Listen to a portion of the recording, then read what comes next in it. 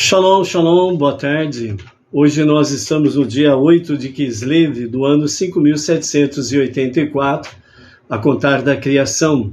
Estamos no dia 21 de novembro de 2023, a Era Comum. É a tarde da Torá com o seu retorno, depois do dia 8 de novembro, em que nós ficamos ausentes, né? Então, nós estamos aí retornando no dia de hoje, em a tarde com a Torá. Nós estamos atualmente, né, nesta semana, nós estamos na Parashá Vayetze, que é a Parashá que significa e ele partiu, falando com referência a Yaakov, né, que partiu da sua casa e foi em direção a Haran, atrás, né, da sua esposa. Também nós temos aí, né, ver algumas coisas rapidamente, dentro de uma visão espiritual, que experimentamos, né, principalmente desde o dia 7 de outubro, com os ataques terroristas que foram orquestrados, né, de forma cruel, traiçoeira, contra civis judeus.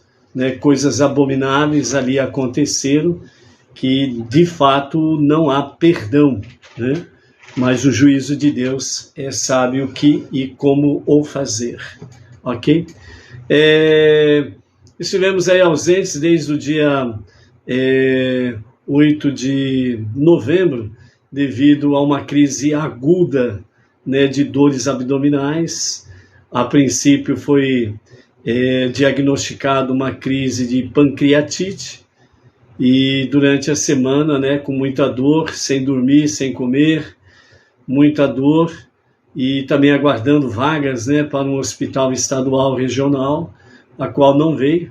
Aí nós precisamos, né, realmente tomar uma atitude, pedir como se fala, a alta médica, assinando o termo de responsabilidade, e partimos para fazer exames particulares. E aí foi onde que aconteceu, no final das contas, né, como diz o resumo da orquestra, graças a Deus, o resultado final estamos aí passando por uma inflamação de duodeno e uma gastrite corrosiva, né? Estamos aí em tratamento, dieta e também, né, repouso, segundo a prescrição médica, né, 60 dias de repouso absoluto, né? Sem esforço físico, sem exercício físico, etc. e tal, né? E diante dessa situação aí, coisas preciosas andaram acontecendo com referência, né, aos amados que se uniram em preces em nosso favor, né, recitando o Salmo 66, que é o nosso Salmo de vida. E também, né, tivemos aí a grata satisfação de vários amados que começaram a fazer de Sedaká, para poder aí nós podermos arcar, né, com as despesas concernente a tudo isso daí, né? E o nosso trabalho secular, nós tivemos que abrir a mão dele, o bico, né? Portanto, não há registro, não é uma coisa registrada, nada. Trabalha, ganha, não trabalha, não ganha, né? E aí precisamos abrir a mão do serviço, aí, o bico aí, do mês de novembro e o mês de dezembro, né? E aí, graças a Hashem, com a sua infinita graça e misericórdia, moveu e está movendo, né, nesse mês de novembro, mês de dezembro, pessoas amadas que realmente têm feito a sua tzedakah, suas doações, né, seus atos de bondade, misericórdia e justiça, fazendo doações aí para nos auxiliar nas nossas despesas pessoais, né, meu e da Edna, e da nossa casa, né? Então, realmente, nós somos gratos a Hashem, somos gratos a cada pessoa que fez as suas preces, gratos a cada um que fez a sua tzedakah, o qual tem nos auxiliado realmente sem sombra de dúvidas, né? Nós louvamos a Hashem por isso daí, né? E com a graça de Hashem, vamos ver aí no princípio de janeiro, né, uma nova avaliação médica dentro do campo de ultrassom e endoscopia, né, provavelmente, como que vai estar aí o resultado desse período aí de enfermidade brava, né, como diz o outro, né? A dor era tão intensa que tinha hora que parecia que a alma ia sair do corpo, de terrível que eram as dores, né? Louvamos a Hashem pelo aprendizado desse período, né?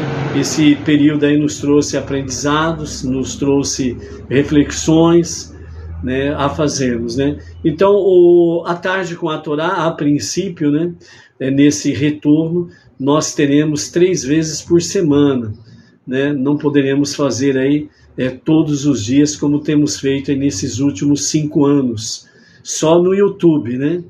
E nós começamos a fazer as lives pelo Facebook já há mais de 6 anos, e depois que nós entramos no YouTube, né? Então, realmente acho que deu um esgotamento aí, né? Na nossa carcaça. E aí, então, o Eterno nos deu um sinal aí que precisa pisar um pouco no freio, né? Coordenarmos melhor, né, o tempo. Então, por isso, né, a princípio, a tarde com a Torá, ela será de terça, quinta e sábado, né? Então, nos próximos dias, nós estaremos trazendo aí o porquê da terça-feira, né? E a questão do sábado, né? Bom, o sábado é de praxe, né? É praticamente conclusivo, né? Sábado é Shabat, né? E nós não podemos passar o Shabat sem estudo da Torá e das 7 leis e as suas ramificações de Noah, né? Mas aí nós vamos trazer algo mais surpreendente sobre a questão de terça-feira, o terceiro dia da semana, nos próximos dias aí, ok? Então, Baruch Hashem por isso, né? Gratidão a Hashem, gratidão pelas vossas vidas, né? Que novamente estamos aqui juntos, e aí nós vamos em frente nessa jornada monoteísta, ombro a ombro com o nosso irmão mais velho, o povo judeu, transformando este mundo para ser a moradia de Hashem, ok? Baruch Hashem. Os dias que nós temos vivido, desde o dia 7 de outubro, com aquelas questões nefastas dos terroristas, né? E percorreu o mundo inteiro, e de fato pudemos aí perceber algo não surpreendente, mas algo que ficou mais palpável, né? Realmente uma questão da alma divina e da alma animal, né? Ficamos aí realmente contemplando a questão, né? À direita, onde está a justiça divina, e à esquerda, onde está a severidade divina por causa das transgressões, né? E o antissemitismo, que estava aí tão adormecido, aparentemente, né, em vários lugares aí do mundo, voltou com corda toda, né? Então é onde que nós precisamos estar atentos sobre todas as coisas. O nosso rabino, o Rav Yitzhak Ginsburg, numa forma bem simples e bem resumida, ele traz para nós uma reflexão sobre isso da seguinte forma: uma visão espiritual do que experimentamos. À medida que a guerra e os eventos importantes continuam na terra de Israel e no mundo, né, o nosso Rav Yitzhak Ginsburg tem nos dado uma visão espiritual sobre o que estamos vivenciando.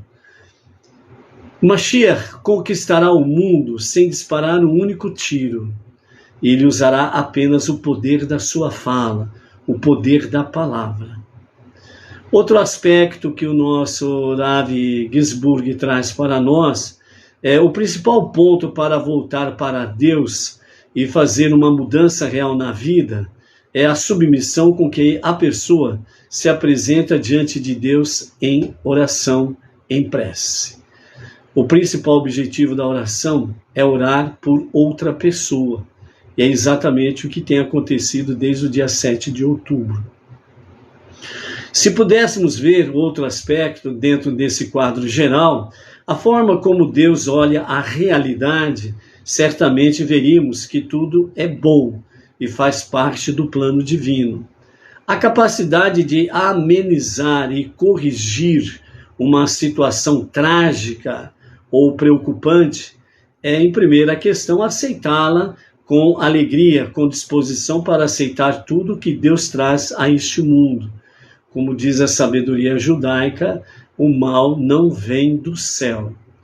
Mesmo quem não sabe pegar uma situação trágica ou preocupante e transformá-la em uma janela de oportunidade, pode aceitá-la com alegria. Isto, por si só, afetará a transformação.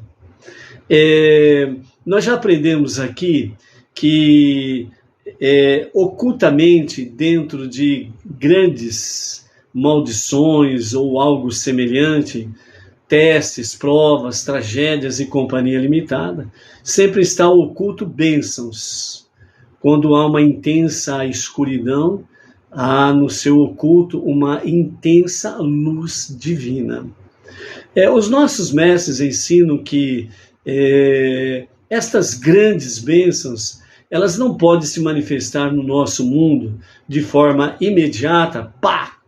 Por quê? Porque o mundo não suportaria realmente receber diretamente uma presença divina de tal dimensão com as bênçãos que Deus tem realmente para os seus, para aqueles que se refugiam nele, para aqueles que confiam em Deus. Então, por isso, realmente, como diz o salmista, por exemplo, os que confiam em Hashem, os que confiam no Eterno, são como os montes de Sião, que não se abalam, mas permanecem para sempre. Então, quando nós aprendemos, de fato, a realmente a olhar o que está por detrás, realmente, das provas, dos testes, das tragédias, e por aí afora vai, quando nós aprendemos realmente de uma forma, como diz o Rav Ginsburg, de submissão à vontade divina, nós poderemos contemplar e compreender de uma forma melhor e mais rápida tudo aquilo que está acontecendo. Ok? Então, por isso, veja bem, o primeiro aspecto que o nosso Rav Ginsburg traz para nós é que Mashiach, ele conquistará o mundo sem disparar um tiro. Ou seja, ele vai conquistar as nações, os povos, através do poder da sua fala, através do poder da palavra. E o que significa através do poder da palavra? Que Mashiach é aquele que não vai se desviar nenhum milímetro da Torá, nem para a direita e nem para a esquerda. Ou seja, Mashiach, ele estará totalmente centrado na Torá, os 5 primeiros livros da Bíblia. E ao estar fundamentado na Torá, significa que o poder da Torá, o poder da palavra da Torá, o poder da fala de Mashiach, ela fará com que as nações, os povos, possam compreender que ele, o Mashiach judeu, homem nascido de um casal, normalmente, que o Mashiach, que não é Deus e nem Salvador, ou seja, quem compreende o conceito Mashiach, sabe que Mashiach significa ungido. Assim como Israel, pela própria Torá, é chamado ungido de Deus. Como em Salmos, em várias partes, fala de David, o ungido de Deus, como também de Israel, o povo judeu, ungido de Deus. Então, Mashiach, ele vai conquistar o mundo exatamente pelo poder da palavra, a palavra da Torá. Por isso que o profeta Ishayahu, Isaías, ele fala que de Jerusalém sairá a palavra da Torá para as nações. E essa palavra sairá exatamente pela boca de Mashiach. Um exemplo sobre isso, como será possível, poderá ser ainda de forma muito mais magnânima, mas o exemplo que nós temos aqui é da internet. Eu estou aqui, Pirajuí, próxima cidade de Bauru, interior de São Paulo, onde temos a nossa sinagoga Benenor regional. Mas nós, através do nosso shiur, do nosso estudo, nós podemos alcançar imediatamente vários lugares do nosso Brasil e vários lugares do mundo. E assim, segundo alguns dos nossos sábios, fala que exatamente Mashiach fará isso. O nosso Rebbe Menachem Mendel, já na década de 60, 70, ele dizia com muita propriedade que nós precisamos aprender, de fato, a aproveitar a tecnologia em nosso favor. Então, por exemplo, às vezes a pessoa ela teria que viajar em várias cidades para poder fazer a expansão ao Faratistá, expandir o monoteísmo com fundamento judaico e orientação rabínica, levar o conceito cada vez mais de Deus, único Criador, único Redentor e Salvador. Mas a tecnologia fez abreviar esse tempo. É exatamente isso que o nosso Rebbe disse, e é exatamente isto que os nossos sábios falam que Mashiach fará. Ou seja, a partir de Jerusalém sairá a palavra da Torá. Ela vai preencher todo mundo, assim como as águas preenchem as profundezas dos mares.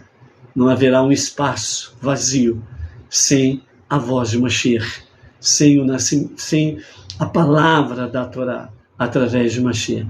Então esse é o conceito que o nosso Rabino Yitzhak Ginsburg traz para nós. O outro aspecto que ele diz é que o principal ponto, realmente diante de todas as tragédias, é para mostrar-nos que a volta, é o ponto para nos voltarmos, fazemos um retorno a Deus, que no hebraico é techuvá. Techuvá significa retornar a Deus para um sincero e verdadeiro e autêntico arrependimento. Então, através realmente das dores, das tragédias e por aí afora vai, realmente é o principal ponto, o principal objetivo de Deus, é fazer com que as pessoas retornem a Deus. Vejam bem que depois do dia 7 de outubro, com todas essas tragédias, o povo judeu se tornou muito sólido, muito unido, com muita unidade. Dentro de outro aspecto espiritual, se esgotaram rapidamente talit, o manto de oração judaica que todo judeu se cobre para fazer as suas preces, o tzitzit, que são aquelas franjas penduradas nos 4 cantos da roupa, as forças de defesa de Israel começaram realmente a vestir o tzitzit. Os talit, os mantos de oração, também foram se esgotando rapidamente. O tefilim, que são aqueles filactérios de couro, que amarra no braço e vai a caixinha aqui na testa, de todo judeu. Então as coisas foram se expandindo rapidamente. A mezuzá, que é colocada na porta de entrada principal da casa do lado direito, então também houve um esgotamento muito rápido, dos judeus assim o fazendo. O retorno de judeus fora de Israel para Israel também assustou os aeroportos de todos os lugares onde judeus estão retornando para Israel rapidamente para estar lá. Nós vimos aí várias entrevistas de judeus brasileiros estando em Israel nesses tempos todos. E o repórter pergunta, vai voltar para o Brasil? Não vamos voltar. Aqui é a nossa terra. É a terra dos nossos patriarcas, das nossas matriarcas. Não vamos retornar. Assim como também, realmente, a palavra do nosso Rebbe, na década de 60, 70, foi muito taxativa, a sua palavra. Israel é o melhor lugar para se estar. É onde tem mais segurança para se estar. E é uma realidade. Ok? Então vejam bem, amados, que o nosso Rabino Yitzhak Ginsburg, ele fala que o ponto principal disto, tragédias, testes, provas e etc., o ponto principal é fazer-nos retornar para Deus. Quando tudo está bem, quando tudo vai a mil maravilhas, é muito fácil esquecer-se de Deus. Quando há prosperidade material e financeira, é muito fácil esquecer-se de Deus. Onde as pessoas colocam mais a sua confiança no que tem, no que possui. Mas quando vem a dor, quando vem uma enfermidade, quando vem uma prova, um teste difícil, e ele vê que o que ele tem, o que ele possui, não pode fazer nada por ele. Então ele clama a Deus. Ele se aproxima mais de Deus. Toda a vida Deus usou esse método para fazer com que as pessoas se aproximem dele. Por quê? Porque essa vida que nós vivemos no momento, ela é passageira. Nós estamos aqui como passageiros. A nossa verdadeira vida, nós vamos viver ainda. Porque este mundo que nós vemos, ele também não é da forma que ele está. É temporária essa forma que ele está, com defeitos, corrupções, tragédias, inimizades, brigas, por aí afora vai, guerras, né, terremotos, furacões, vulcões, e etc, etc, e etc. Então esse não é o mundo que Deus criou em si, nos dias da criação, nos dias em que ele colocou o primeiro casal, Adão e Havá, no Gan Éden, no Jardim do Éden. Então o que nós vemos aí são cascas, kelipote, são cascas. E elas precisam ser realmente dissipadas para que o verdadeiro eu essencial, como nós temos aprendido em cada estudo da Torá, em cada shiur, né? O nosso verdadeiro eu essencial que está lá dentro. Essa casca, ela cobre o verdadeiro eu essencial, onde nós precisamos buscá-lo constantemente. Mas a vida, muitas vezes, ela nos leva realmente a achar que tudo é natural, que tudo do jeito que está é normal.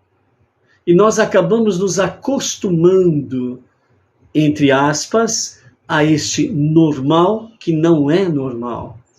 Então, onde vêm as provas, os testes, os conflitos, as tragédias, e aí nós lembramos que sim, acima de tudo e de todos, há um Deus verdadeiro. E é a Ele que nós clamamos. Então, por isso, dentro dessa forma aí, né, que o nosso Rabino Yitzhak Ginsburg traz para nós, então ele fala que nós precisamos aprender a termos a capacidade de podermos amenizar todas essas situações, sendo submissos à vontade divina e receber com gratidão a Deus e com alegria, para que nós possamos compreender rapidamente, para que nós possamos entender melhor e que nós possamos sair dessas situações adversas realmente o mais rápido possível. Durante o nosso período de enfermidade, em que nós ficamos uma semana de forma muito grave, né, com as dores, a crise aguda abdominal que refletia nas costas, parecia que em momentos em que a alma ia sair do corpo, né, como diz o outro, de tanta dor, né? Então a Edna dizia assim, falava assim, meu Deus, o que eu faço? Eu não sei o que eu faço, o que eu tenho que fazer? Então ela pegava o seu véu de cobertura, né, o seu lenço de cobertura, pegava o livro de Salmos, recitava meus Salmos, o meu Salmo 66, fazia sua prece espontânea, e do meu lado, eu urrando de dor e ela fazendo prece. Não tinha outra coisa para fazer. Não víamos outra coisa para fazer. E isso fez com que nós nos aproximássemos mais de Deus, através da dor. Que nós pudéssemos aprender realmente que nós precisamos, sem sombra de dúvidas, aprender a depender de Deus em tudo. Em tudo. Primeiro nós tivemos um diagnóstico por erro de laboratório, de alteração do nosso pâncreas, que o normal é até 130, e deu 426. Entraram em pânico o médico que estava cuidando de mim, que é meu cunhado, a minha irmã, a família toda, e aqueles que foram tomando conhecimento sobre esse primeiro diagnóstico. Aí o pânico entrou em geral. A família, a minha família, a família da Edna, as pessoas que foram tomando conhecimento entraram em pânico. Crise aguda de pancreatite. E aí tivemos que tomar uma decisão extrema. Continua no hospital, aguardando uma vaga que não vem, ou pede a alta, assina termo de responsabilidade e corre atrás para fazer exames particulares. Então, Deus ele foi dando sinais para que a gente possa ver, compreender as coisas. Em momento algum nós não blasfemamos, não reclamamos de Deus por estarmos em tal situação.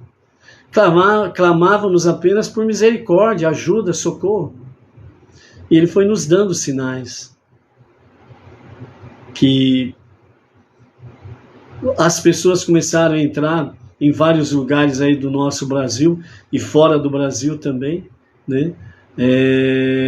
Em prece em nosso favor, que nem foi o caso da pedindo, né, clamando para que realmente houvesse uma luz aí nesse fundo do túnel, né? E aí então nós chegamos e tomamos a decisão de pedir a alta, e com a minha irmã nós fomos para a cidade aqui da região chamada Marília e fomos fazer exames. Fizemos um primeiro exame num laboratório externo ao hospital, depois fomos fazer ultrassom, endoscopia, e os sinais de Deus foi dando, entre eles, as pessoas espontaneamente começaram a enviar a sua tzedakah para nos auxiliar nos nossas despesas e sustento do nosso dia a dia. E aí foi onde que nós chegamos e conquistamos realmente o resultado final, graças a Hashem, vesícula e pâncreas perfeitas. Inflamação do duodeno e gastrite corrosiva, né? Já aí, com esse diagnóstico mais do que oficial, já entramos rapidamente no tratamento. Graças a Deus a dor foi embora, por assim dizer, né?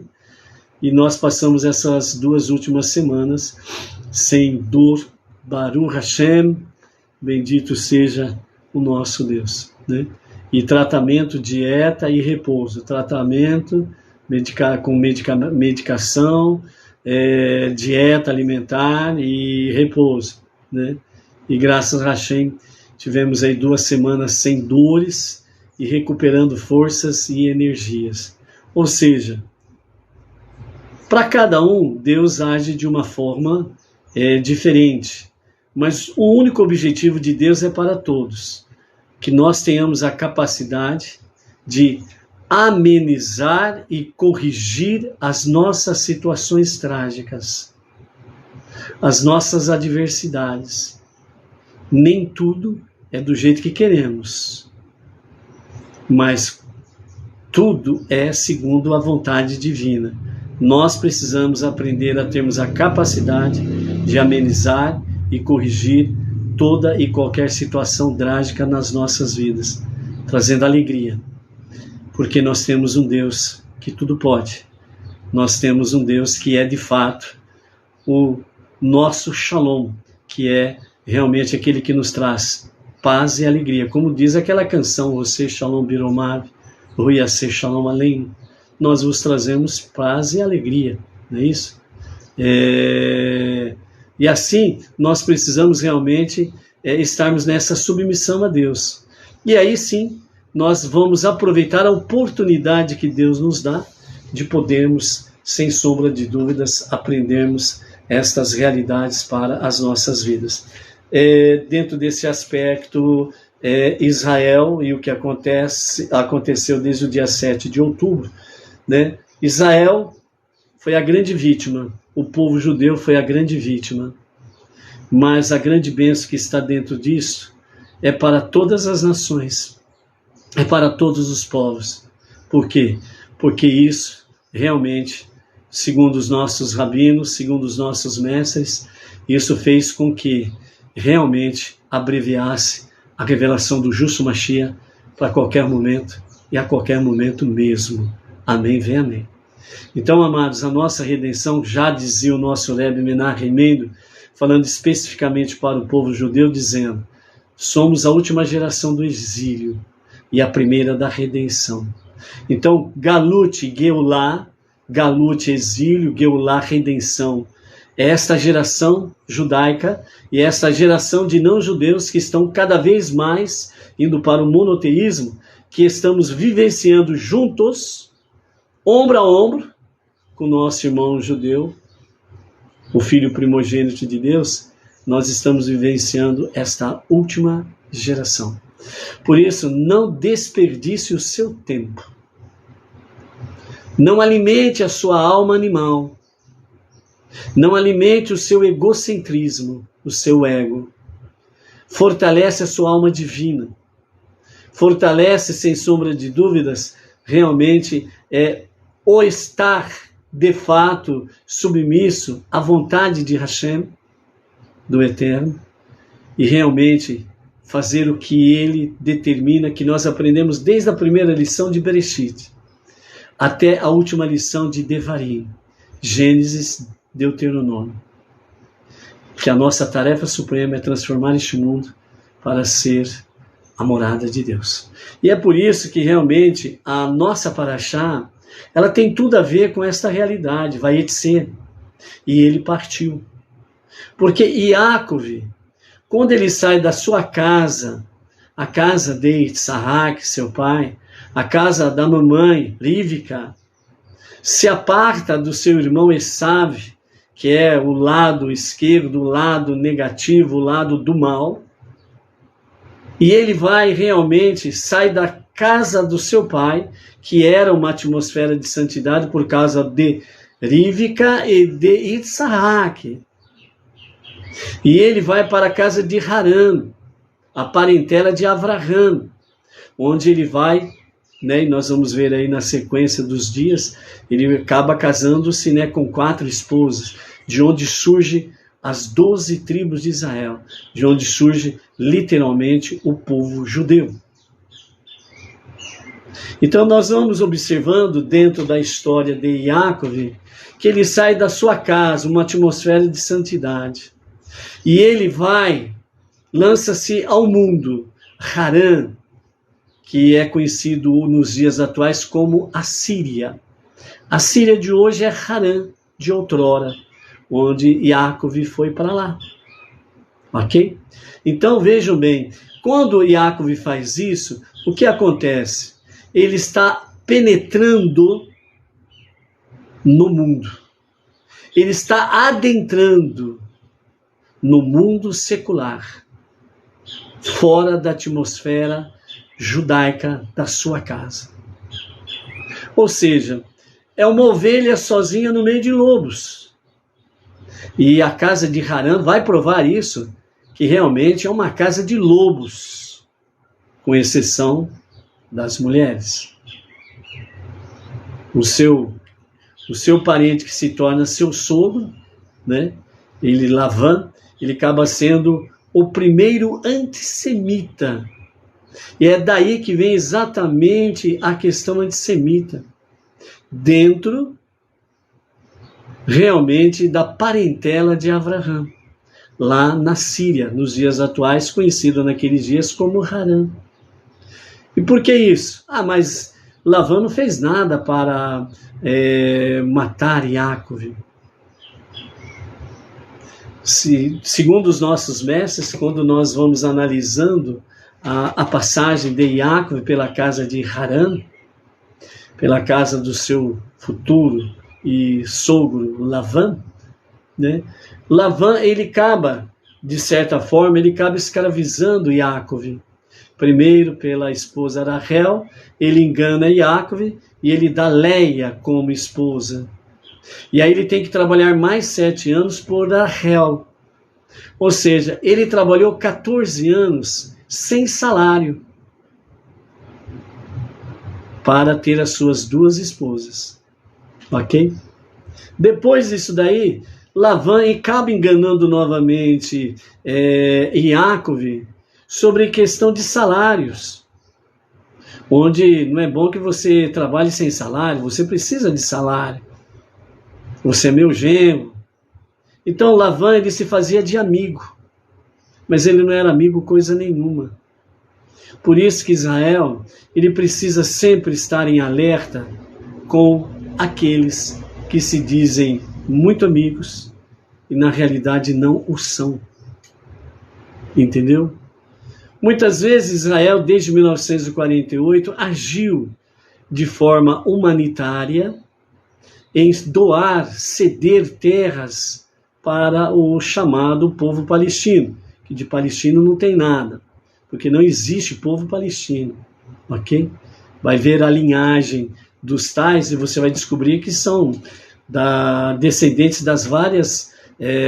dos vários países do Oriente Médio, ok?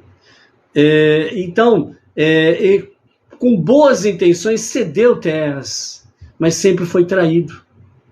Sempre estendeu a mão para a paz, mas sempre foi traído.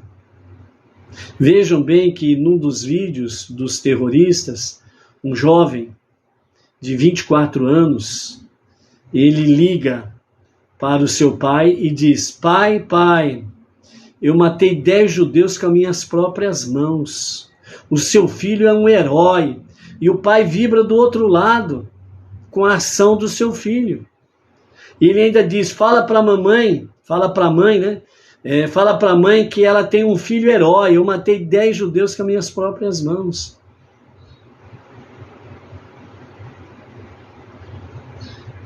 Se você for analisar dentro da realidade, não por emoções, nem emoções de direita, de esquerda, A, B ou C, ou companhia limitada, analisando fatos.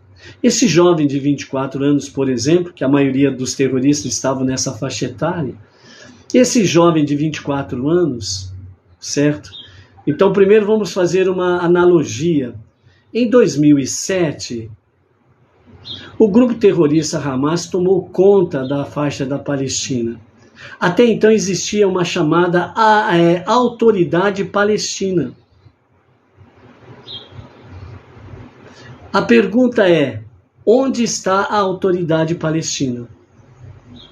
Na Palestina ela não está. O homem que representa a Autoridade Palestina, em 2007 ele foi expulso da faixa de Gaza pelos terroristas e ele se refugiou no Egito. E ele está lá no Egito, Autoridade Palestina, sem povo e sem terra. Porque se ele for para a faixa de Gaza, o Hamas sabe muito bem o que vai fazer com ele. E como ele não é trouxa, ele não vai para a faixa de Gaza. Ele continua refugiado no Egito. Então, desde 2007, quem governa a faixa de Gaza com unhas e dentes e de forma cruel é o grupo terrorista Hamas. 2007 para 2023, nós temos o que aí? Nós temos 16 anos, né? 16 anos. Então, este jovem de 24 anos, né? Ele tinha na época 8 anos, em 2007, 8 para 9 anos. Era mais um daquelas crianças inocentes que estava jogando pedras sobre os soldados israelenses. Aquela criancinha inocente que não tem maldade nenhuma. Olha o que fez. Então, crianças inocentes na faixa de Gaza, é muito difícil de compreender isto, mas é uma dura realidade. São doutrinados a serem militantes terroristas, desde criança. A educação é odiar o judeu. O alimento da escola que eles frequentam é odiar judeu. A recreação é odiar judeu. Estudar, odiar judeu. Fazer teatros, odiar judeus. Aí, de criança se torna um adolescente, continua na mesma caminhada, se torna um jovem adulto, e aí faz isso daí. Por que atualmente o Hamas quer um cessar-fogo? Para que eles possam ter tempo de reconstruir-se, para formar novos militantes, para fazer uma nova investida contra Israel a qualquer momento no futuro, no plano deles. Mas não haverá mais esse futuro para o Hamas. Então, quando Yaakov ele sai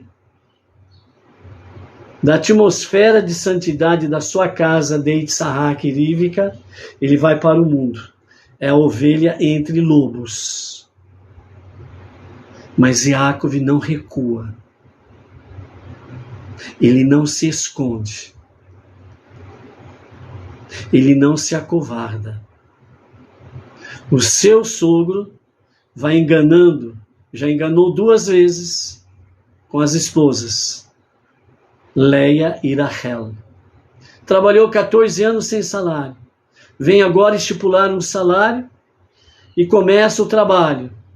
E, segundo os próprios escritos, nós vemos aí, dentro da nossa Parashá da semana, capítulo 28 de Gênesis, do verso 10 até o capítulo 32, verso 3 de Gênesis, os nossos mestres comentam que mais de 100 vezes Lavã alterou entre aspas, o contrato de trabalho. E Yaakov sempre ficando cada vez mais com uma mão na frente e uma atrás. Finalmente, quando Yaakov ele vem e traz então a questão, um acordo final sobre a questão das criações, né? Então ali o que vai nascer vai ser seu de tal forma, o que nascer de outra forma vai ser meu. E Deus fez com que realmente nascessem mais crias em favor de Yaakov do que em favor de Lavã. E então chega um momento em que realmente Yaakov já estava, né, finalmente conseguiu ter, né, a sua riqueza, os seus bens, depois de muita luta, 20 anos, ali na casa de Lavã. Então ele resolve ir embora, escondido de Lavã, porque Lavã, ele simplesmente não deixaria com que Yaakov saísse. E quando Lavã percebe que Yaakov sai, indo embora, ele persegue Yaakov. A intenção de Lavã de perseguir Yaakov era exatamente exterminá-lo. Junto com ele, suas esposas e os seus filhos. Era eliminar da face da terra. Mas no meio do caminho, Deus apareceu para ele, né, e falou para ele: cuidado o que você vai dizer a Yaakov, seja para o bem ou para o mal. Cuidado. Ou seja, Deus sempre vem alertando as nações inimigas de Israel: cuidado o que vocês falam contra o povo judeu. Cuidado com o que vocês falam contra Israel. Ou para o bem ou para o mal. Cuidado. E por que isso? Porque Israel, o povo judeu, é o filho primogênito de Deus. Israel é a menina dos olhos de Deus. Israel é o povo escolhido de Deus. Israel é a noiva de Deus. E ele cuida do seu filho primogênito, ele cuida da menina dos seus olhos, ele cuida do seu povo escolhido e ele cuida da sua noiva. Então, quando Deus dá o alerta para Lavã, ele está dizendo: cuidado, porque se tocar na menina dos meus olhos, você terá uma resposta rápida. E assim foi através dos tempos. Onde está o Egito hoje? Onde está a Grécia? Onde está a Síria? Onde está o Irã? Onde está o Império Romano? Passaram. Onde está Hitler e os seus asseclas? Passaram. Onde está na atualidade Hamas e os seus asseclas? Hamas já está sendo eliminado. E aí, os que o apoiam vão para o mesmo caminho. Por quê? Porque tocaram na menina dos olhos, tocaram no povo escolhido, tocaram realmente na noiva de Deus, tocaram no filho primogênito de Deus. Então, quando Yaakov ele adentra neste mundo corrupto, safado, de Harã, que é a Síria nos dias de hoje, ele vai adentrando para que pudesse fazer aquilo que Deus disse desde o princípio. O Farat está, expansão, expandir a luz divina, a presença divina. E essa é uma tarefa que está se concretizando de uma forma nesses últimos 20 anos, e principalmente no Brasil, desde 2012, com o nosso Rav Yaakov Gerenstad, a liderança Bnei Noach Brasil, está expandindo o monoteísmo com fundamento judaico e orientação rabínica. Onde o nosso Rav Yaakov, sozinho, em 2012 para cá, ele resolveu enfrentar os lobos, trazendo a expansão ao Faratistá, da luz divina, presença divina, as 7 leis de Noach, que é para as nações, trazer o conceito do único Deus e fazer com que realmente os povos, no caso mais específico o Brasil, façam techuvá, um retorno a Deus para um verdadeiro e genuíno arrependimento. E hoje, depois de 2012 para cá, o nosso Rav Yaakov Gerenstad, ele praticamente está liderando grupos em todos os estados da nossa federação. Por mais que você possa olhar com os olhos superficiais, que parece que o Brasil não está bem, de fato não está, mas não podemos esquecer as lições, os bens, as bênçãos, os milagres, as maravilhas que estão ocultas dentro daquilo que no momento está nos apresentando como algo ruim, algo mau, corrupto, perverso. Há uma grande luz. Porque na liderança do nosso Rav Yaakov Gerenstad, há um povo chamado Bnei Noach em cada localidade, em cada estado, trazendo luz, presença divina. Por mais que queiram dizer que as coisas ficarão piores, piores, piores e piores e piores, uma coisa é real: vai melhorar. Porque Deus tem um povo aqui, não somente o povo judeu, mas tem um povo chamado Bnei Noach, que resolveu abandonar toda idolatria, unir-se ao povo judeu, através do Rav Yaakov Gerenstad, e realmente compreender o judaísmo para não-judeus, para poder servir ombro a ombro com o povo judeu, servir o único Deus, o único Criador, o único Redentor e Salvador. Yaakov, quando ele sai da casa do seu pai, Yitzhak, e da sua mãe Rivka, deixa esse ambiente de santidade e se lança no meio da multidão, ou seja, no meio das nações, ele está fazendo exatamente a expansão. A luz divina, a presença divina acompanha Yaakov. Yitzhak, ele estava cego. E por ele estar cego, ele não saía de dentro da casa. Então ele não era visto. Rivka tinha que cuidar do seu marido que estava cego. Então também Rivka, ela também não aparecia. Ela ficava dentro de casa. Então Yitzhak e Rivka permaneceram no ambiente de santidade dentro da casa. Yaakov, ele levou consigo esta santidade no meio dos lobos para as nações e não perdeu o seu nível de santidade. Então ele traz para nós a seguinte mensagem: é possível sim viver no mundo, no meio dos lobos, no meio de toda violência, maldade, crueldade, corrupção e companhia limitada, sem perdermos a santidade divina em nós.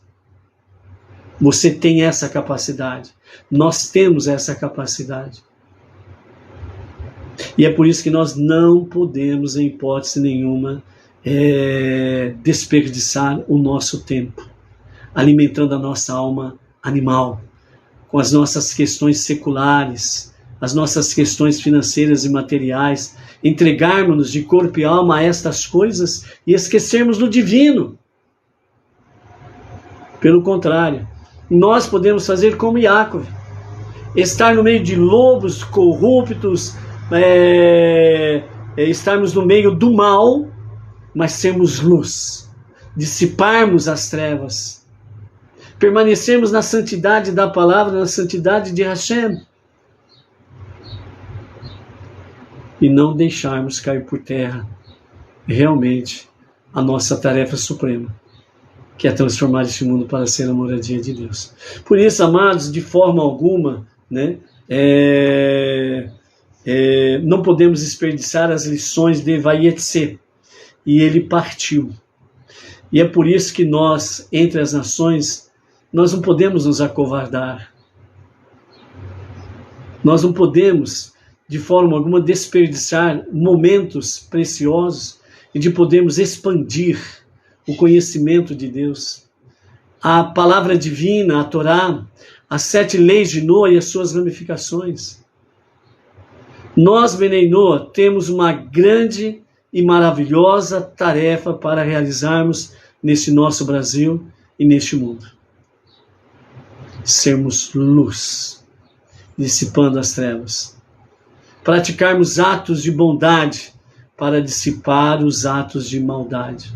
Praticarmos atos de justiça para dissipar os atos de injustiça.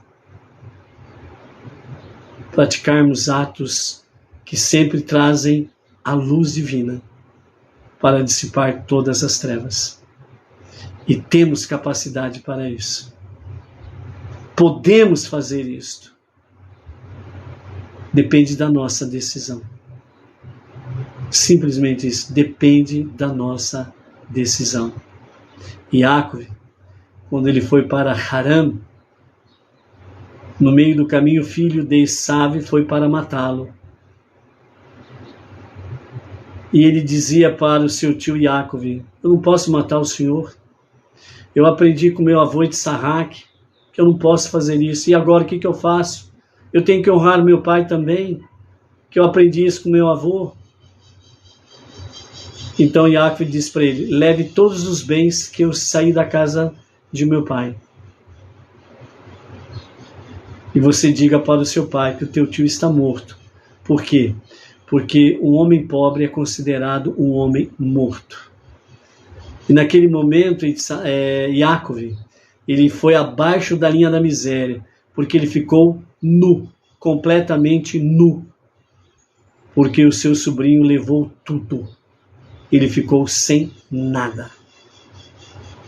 E segundo o Midrash, fala que um cavaleiro foi tentar passar o rio e acabou morrendo afogado. E ele foi, resgatou o corpo e tirou as roupas e acabou cobrindo-se com as roupas daquele cavaleiro. E antes dele ir para Haran, ele simplesmente disse: espera aí, eu vou para a Yeshiva de Ever. Eu vou para a casa de estudos da Torá de Ever. E ali permaneceu 14 anos, onde ele se alimentou da Torá, se alimentou da palavra divina, para poder vencer esse mundo atroz. E a lição que fica para nós é esta: sem a Torá, sem as 7 leis de Noa e as suas ramificações, nós não temos condições de vencermos esse mundão bravo aí não. Por isso não podemos deixar de fazer leitura e estudos da Torá diariamente. Por isso que tem aí, em todos os grupos e níveis, o compartilhamento das leituras diárias da Torá. Então, faça essa leitura diária. Só de você fazer a leitura diária vai se cumprir aquilo que está no Salmo 119, que Moshe disse: a simples explanação da palavra já traz entendimento, sabedoria. Então a simples leitura que você faz da porção diária do estudo da Torá, só essa leitura já vai te trazer sabedoria, entendimento, conhecimento. Então, por isso, amados, Deus é maravilhoso em tudo. E é por isso que os sábios falam que o mal não vem dos céus. Porque Deus é maravilhoso, sem sombra de dúvidas, em todas as questões. Então, vamos aproveitar o tempo que Ele nos concede para que nós possamos, de fato, né,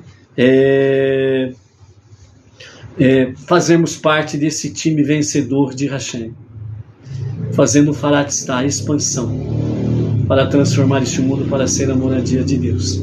Ok? Amanhã nós estaremos falando, aliás, na quinta-feira, né? Lembrando que agora no nosso retorno, nós teremos 3 dias por semana, dia à tarde com a Torá.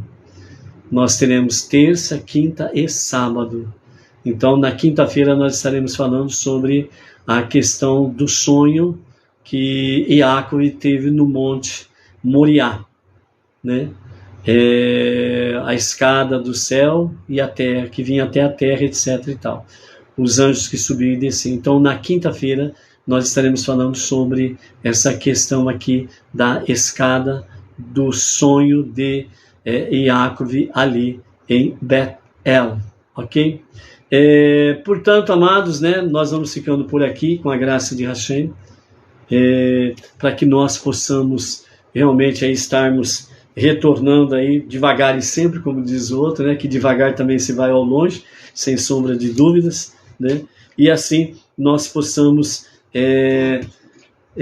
juntos estarmos transformando esse nosso Brasil, né, e o mundo para ser a moradia de Deus. Ok? Uma palavra final do nosso Rebbe Menachem Mendel. O pão e as vestimentas se referem metaforicamente ao estudo da Torá e ao cumprimento dos mandamentos de Deus, respectivamente. Como nós vemos lá no capítulo 28, versos 10 a 22, né? Jacob prometeu: se Deus estiver comigo e me guardar neste caminho que vou seguindo, me der pão para comer e roupa para vestir, e me fizer voltar para a casa de meu pai em paz. Então, essa promessa aqui de Jacob. Então, aqui o pão e as vestimentas, metaforicamente, significa o estudo da Torá e o cumprimento, a obediência dos mandamentos divinos. Quando estudamos a Torá, a sabedoria de Deus se torna parte de nós, assim como ocorre com o alimento que nos alimentamos. Quando executamos o mandamento, estamos envolvidos por um sentimento externo, transcendental de inspiração, como uma vestimenta que nos envolve, uma roupa que nos aquece.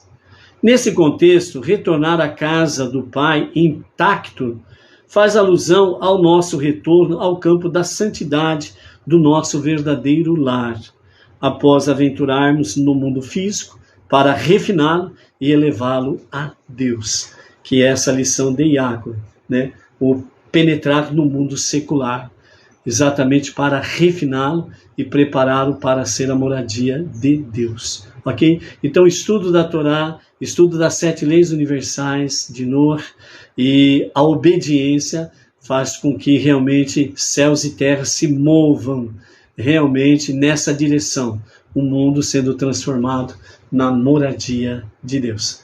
Foi muito bom estarmos retornando, foi muito bom estar convosco e que nós possamos juntos aí estarmos exaltando o bom nome do nosso Hashem. Continuo contando com as preces e com a ajuda dos amados. Shalom, shalom, até quinta.